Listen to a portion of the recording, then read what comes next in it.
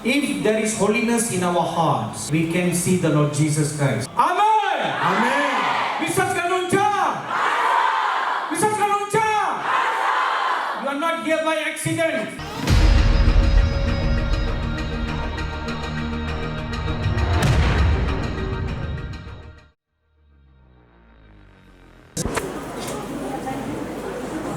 Sabi lang Jai Masih. I am very happy and glad to be in this wonderful place. Are you happy to be in this wonderful place? Gusi China. Gusi China. Cho. Kati. Iti. And I'm very happy to see all of you here. Are you happy to see me? China. China. Cho. Kati. Dhanyabad. It has been a long desire in my heart that we could have a meeting like this in Nepal.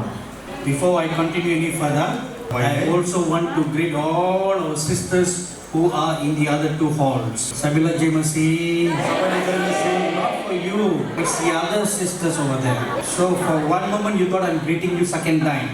So we are very happy that this meeting can be held in this wonderful nation.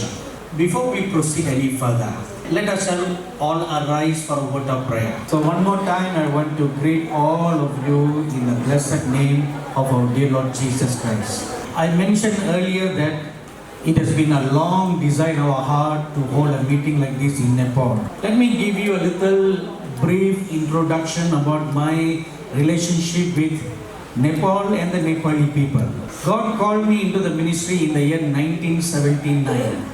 But after working as a high school teacher and doing ministry at the same time, then I came to full-time ministry in 1983. So when I came into full-time ministry, I was praying and asking the Lord how God wants me to serve Him. Because there are many different kinds of ministry. There's pastor's ministry, evangelist ministry, teaching ministry, and giving tracts ministry, village ministry, so many different kinds of ministry. So I asked the Lord Jesus how He wants me to serve Him. So all throughout the year of 1983, I was praying about this matter. Then one day in November 24, 1983, as I was praying, I saw a vision. In the vision, I saw among the clouds 5 letters. Nepal.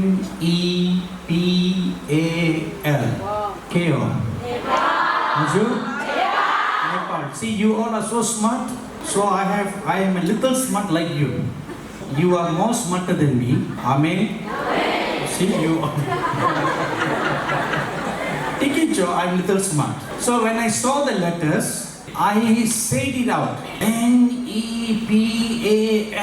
Keo. Nepal. So when I said the word Nepal, then came another sentence. This sentence was below that word Nepal. Go and preach the gospel there. So this was what I saw. But I do not know anybody in Nepal. I don't even know where is Nepal. If you look at the map of India, it is easy to find where is Nepal. It joins the border of India to the north. So it is very easy to find where Nepal is on the map. But I do not know how to go to Nepal. So that's problem number 1. Then problem number 2, I do not know any church or any pastor in Nepal. So I kept on praying from all the month of December, all the month of January 1984. So as I was fasting and praying, then I saw another vision.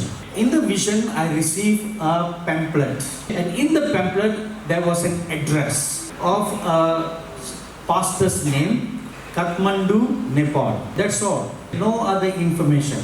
Then I saw another vision, another pastor's name. So this pastor's name, his church name, and the area where it is, and Kathmandu, Nepal. So this was a vision that I saw. And I remembered everything that I saw. Then after 2 years of fasting and praying, so I came to Nepal in the year September 1986. So before I went to the Indian part where the Nepali people live, my first introduction to minister among the Nepali people who was in Nepal. So I took a bus from New Delhi in India. It was a 3 days journey to Kathmandu. So when we reached in Kathmandu, so I went around looking for these two pastors. So I found those two pastors. One of the pastors was a Tibetan Lama. Being a Lama, he became a believer. Very old man. And the second is a Nepali pastor that I met. He is Pastor Nikano Tamang of Aradhana Mandali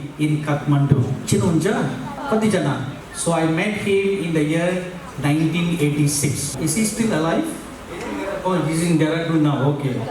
So when I met him, I shared with him my testimony. Azur? 2019, no? Okay. So I came to Nepal in which year? Azur? 1986. And now 2019, how many years? See, I told you. You all are so smart. Show me your right hand. Right hand, show. Show. Take your right hand and do like this. You clap and say, I am very smart. Okay, now you all are very smart.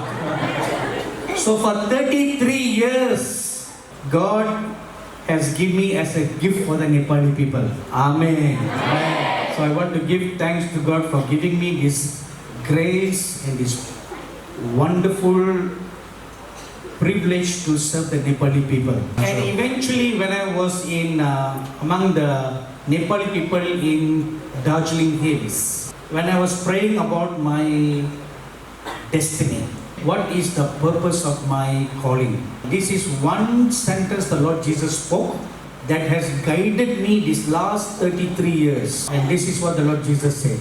Prepare my Nepali bride for my coming. Amen.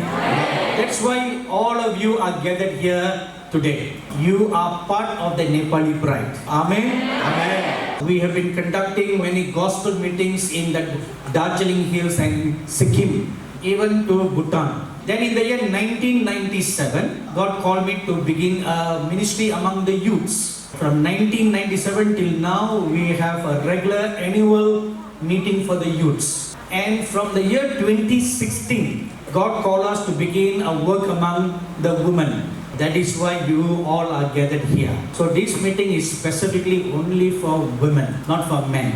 Amen. So no men are actually allowed in this women's meeting. If you turn around, if you see any men, you must ask them one question. What are you doing here?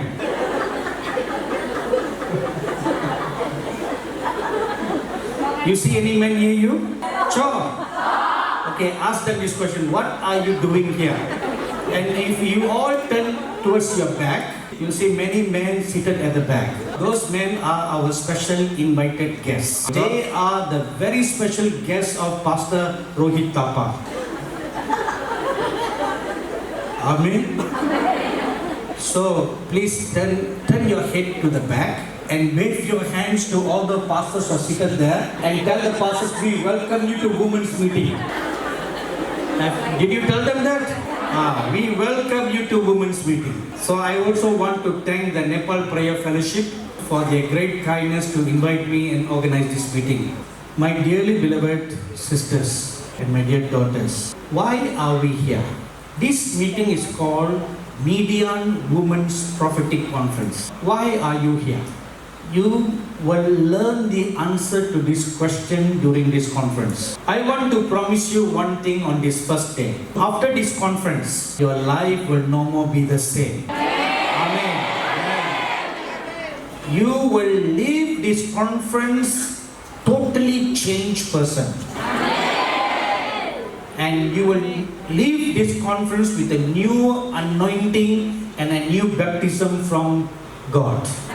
And God will give you a new anointing. Amen!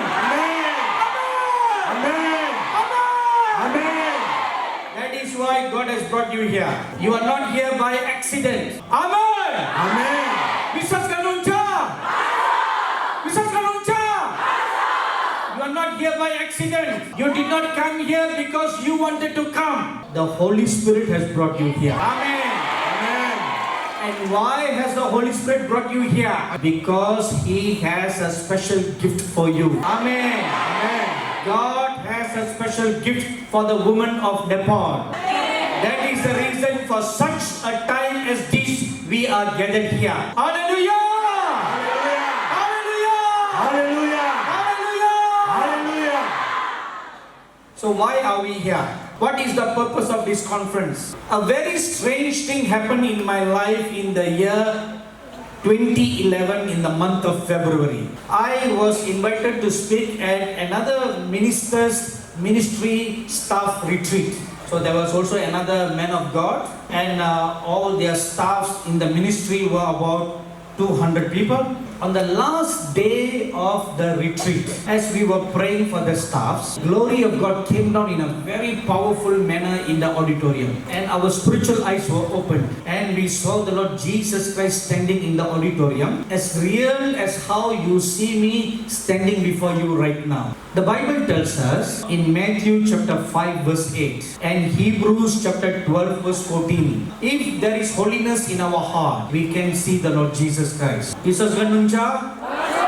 Jesus ganuncha? And your spiritual eyes will be open in this meeting to see the Lord Jesus Christ.